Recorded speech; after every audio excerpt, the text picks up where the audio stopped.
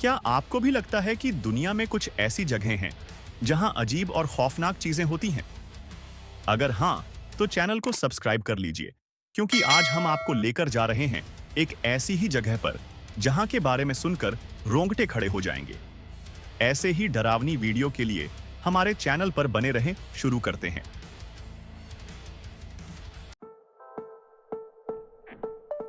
ये मॉल एक पत्थर का दैत्याकार खड़ा था, जैसे आखिरी सांसें ले रहा हो। दुकानें खाली जैसे खोखली आंखें, धूल की एक मोटी चादर भूले बिसरे सामान पर, हवा में सड़ांत सी। बाहर शहर सोया हुआ था, मॉल की ठंडी दीवारों के अंदर के नाटक से बेखबर।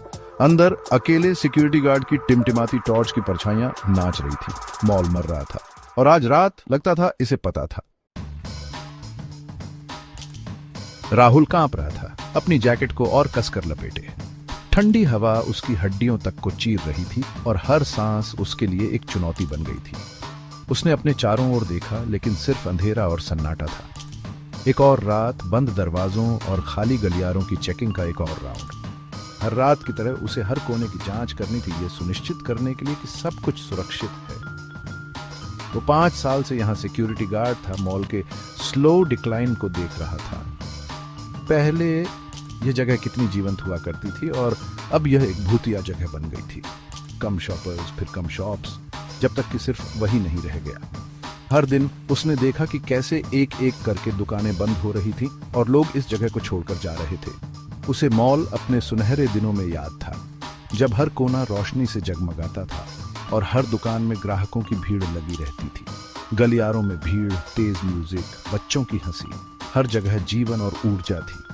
अब एक बेचैन करने वाली खामोशी हवा में थी, जो सिर्फ उसके अपने कदमों की आवाज से टूटती थी। हर कदम के साथ उसे अपने अकेलेपन का एहसास होता था। उसने अपना सर हिलाया, उदासी को दूर भगाने की कोशिश में, लेकिन यह आसान नहीं था। हर रात उसे अपने विचारों से लड़ना पड़ता था। बस कुछ और रातें, फिर यह जगह किसी और की प्रॉब्लम होगी। उसने अपनी घड़ी देखी और सोचा कि कब यह सब खत्म होगा। शायद जल्द ही उसे एक नई शुरुआत मिलेगी। रात ढलती रही। राहुल ने अपना राउंड लगाया, उसकी टॉर्च अंधेरे को चीरती हुई। वो रुका, सुन रहा था। क्या वो कोई फुसफुसाहट सुना था? उसने अपनी टॉर्च घुमाई, लेकिन सिर्फ खाली जगह मिली। वो चला गया, उसकी बेचैनी बढ़ती गई। खामोशी अननर्विंग थी। ये एक शांत खामोशी नहीं थी, बल्कि एक भारी एक्सपेक्टेंट खामोशी, जैसे कि बिल्डिंग खुद अपनी सांसें रोक रही हो। उसने अपनी पेस तेज कर दी, अपना राउंड खत्म करने के लिए बेताब। वो फूड कोर्ट पहुंचा, उसकी प्लास्टिक टेबल्स और chairs neatly stacked past meals का भूत। वो अचानक रुक गया। कदमों की आहट साफ, विशाल एम्प्टीनेस में गूंजती हुई, वो फूड कोर्ट के ऑपोजिट एंड से आ रही थी। वो जम गया, उसका दिल तेजी से धड़क रहा था। वो सुनने के लिए तनाव में आ गया, उसकी हर सेंस अलर्ट पर। कदमों की आहट रुक गई। वो रुका रहा, अपनी सांसें रोककर, लेकिन खामोशी छाई रही, भारी और एब्सोल्यूट। उसने खुद से कहा कि ये उसका वहम था। जॉब का स्ट्रेस उसे परेशान कर रहा था, लेकिन मन ही मन उसके सीने में एक ठंडा डर पनप रहा था। उसने अपनी पेट्रोल जारी रखी। हर कदम के साथ उसके जूतों की आवाज गूंज रही थी। रात का सन्नाटा और अंधेरा उसे और भी डरावना बना रहे थे। उसका पहले का कॉन्फिडेंस डगमगा गया था। हर कोने में उसे कुछ छिपा हुआ महसूस हो रहा था। उसकी फ्लैशलाइट की रोशनी भी उसे सुरक्षित महसूस नहीं करा पा रही थी। जैसे ही वो चिल्ड्रंस प्ले एरिया के पास से गुजरा, उसने उसे फिर से सुना। हंसी। यह हंसी किसी बच्चे की थी, लेकिन उसमें कुछ अजीब और भयानक था।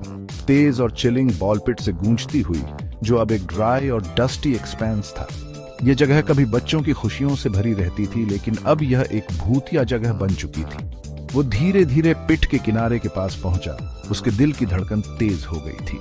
उसे ऐसा लग रहा था जैसे कोई उसे देख रहा हो। उसका हाथ कांप रहा था, जैसे उसने अपनी टॉर्च अंधेरे में डाली। उसकी सांसें तेज हो गई थीं और उसे अपने कानों में अंधेरे में डाली। उसकी सांसें तेज हो गई थीं और उसे अपने कानों में अपने दिल की धड़कन सुनाई दे रही थी। 2 आंखें एक अननेचुरल वाइट ग्लो करती हुई उसे घूर रही थीं। ये आंखें किसी इंसान की नहीं लग रही थी। उनमें एक अजीब सी चमक थी। एक बच्चा परछाइयों से निकला। उसकी चाल धीमी और भयानक थी। उसके कपड़े पुराने और फटे हुए थे, जैसे वो बहुत समय से यहाँ हो। उसके पीले चेहरे पर एक भयानक मुस्कुराहट। उसकी मुस्कान में एक अजीब सी निर्दयता थी, जैसे वो किसी खेल का आनंद ले रहा हो। उसकी आंखें रात जैसी काली उसे घूर रही थीं। उनमें एक गहराई थी जो किसी भी इंसान की आंखों में नहीं हो सकती, एक ऐसी दुर्भावना से भरी हुई जिससे उसकी रीढ़ में सिहरन दौड़ गई। उसे ऐसा महसूस हुआ जैसे वो बच्चा उसकी आत्मा को देख रहा हो, उसकी हर कमजोरी को पहचान रहा हो। सेक्शन 6 फंस गया। राहुल डर के मारे पीछे हट गया, अपनी टॉर्च गिरा दी। वो अपने पैरों पर खड़ा हो गया। उसका दिमाग उसे भागने के लिए चिल्ला रहा था। वो नियरेस्ट एग्जिट की तरफ भागा। उसकी सांसें थम रही थीं, उसके कानों में उसके अपने खून की धड़कन की आवाज। वो दरवाजे के हैंडल के लिए टटोला, लेकिन वो हिला नहीं। ये बंद था। उसने उसे जोर से हिलाया, लेकिन वो नहीं खुला। वो घूम गया। उसका दिल तेजी से धड़क रहा था। बच्चा कॉरिडोर के एंड में खड़ा था। उसकी मुस्कुराहट पहले से ज्यादा चौड़ी। उसकी आंखें एक अपवित्र रोशनी से जल रही थीं। सेक्शन 7 गायब। एक ऐसा शब्द जो रहस्य और भय दोनों को समेटे हुए है। इस कहानी में हम राहुल की यात्रा का अनुसरण करेंगे, जो एक अजीब और भयानक अनुभव से गुजर रहा है। राहुल पीछे हटा। उसकी नजरें दूसरे एस्केप रूट के लिए इधर उधर भाग रही थीं। वो फंस गया था। हर दिशा में अंधेरा और अनिश्चितता थी। उसकी सांसें तेज हो गईं, दिल की धड़कनें बढ़ गईं। वो बच्चे की मौजूदगी को अपने करीब महसूस कर सकता था। उसकी हंसी उसके चारों ओर गूंज रही थी, जैसे कि वो किसी अदृश्य शक्ति द्वारा घिरा हुआ हो। राहुल ने अपने चारों ओर देखा, लेकिन कुछ भी स्पष्ट नहीं था। हर पील उसके अंदर डर की एक नई लहर भेज रही थी। उसकी रीढ़ में सिहरन दौड़ गई। उसने अपने आप को शांत करने की कोशिश की, लेकिन वो हंसी उसे और भी अधिक भयभीत कर रही थी। उसने अपनी आंखें बंद कर लीं, खुद को इस नाइटमेयर से जगाने की कोशिश कर रहा था, लेकिन उसकी आंखें बंद करने से भी वो हंसी बंद नहीं हुई। वो अब पूरी तरह से डर के चंगुल में था। उसने अपनी आंखें खोली, उम्मीद के खिलाफ उम्मीद करते हुए कि ये सब एक बुरा सपना था। लेकिन अंधेरा अभी भी उसके चारों ओर था और वो हंसी अब और भी करीब आ गई थी। लेकिन बच्चा अभी भी वहां था। उसका चेहरा उसके अपने चेहरे से कुछ इंच दूर। उसकी आंखें चमक रही थी और उसकी मुस्कान में एक भयानक रहस्य छिपा हुआ था। वो चिल्लाया, प्योर टेरर का एक प्राइमल स्क्रीम जो उसके अंदर के सारे डर को बाहर निकाल रहा था। उसकी आवाज कॉरिडोर में गूंज उठी और वो हंसी अचानक बंद हो गई और फिर सब कुछ ब्लैक हो गया। राहुल ने खुद को एक गहरे अंधेरे में पाया, जहां कोई एस्केप नहीं था। उसकी सांसें थम गईं और वो एक अनंत काल के लिए खो गया। सेक्शन 8 सुबह हुई, डर बाकी। सुबह की पहली किरणें मॉल के बोर्डेड अप एंट्रेंस की दरारों से होकर आईं। खामोशी सिर्फ चिड़ियों की चहचहाहट और ट्रैफिक की दूर की आवाज से टूट रही थी। मॉल सुबह की सॉफ्ट लाइट में नहाया हुआ ऑलमोस्ट पीसफुल लग रहा था, लेकिन अंदर हवा एक अनसीन टेरर से भरी रही। राहुल चला गया था, बिना किसी निशान के गायब। उसकी टॉर्च जमीन पर पड़ी थी। उसकी बीम बुझी हुई दीवार पर एक भयानक परछाई डाल रही थी। मॉल खामोश खड़ा था, उसके सीक्रेट्स उसकी डिकेइंग वॉल्स के अंदर सेफ। सेक्शन 9 शहर के किनारे वाला मॉल। शहर के किनारे वाला मॉल अबैंडन्ड रहा, एक बायगॉन एरा की एक हॉन्टिंग रिमाइंडर। लोगों ने गायब हुए सिक्योरिटी गार्ड के किस्से, अजीब आवाजों और भूतिया एपरेशंस के किस्से सुनाए।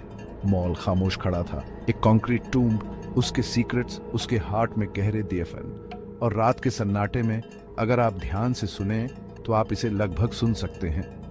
हंसी की फेंट इको, एक बच्चे की हंसी। अगर आपको हमारा यह खौफनाक सफर पसंद आया तो चैनल को सब्सक्राइब जरूर करें। अगले पार्ट में हम आपके डर को और बढ़ाने वाले हैं, तो अपनी सीट बेल्ट बांध लीजिए। अगले एपिसोड में हम एक और रहस्यमयी कहानी के साथ वापस आएंगे। तब तक के लिए डर के साथ जुड़े रहिए और याद रखिए, डर कभी खत्म नहीं होता है।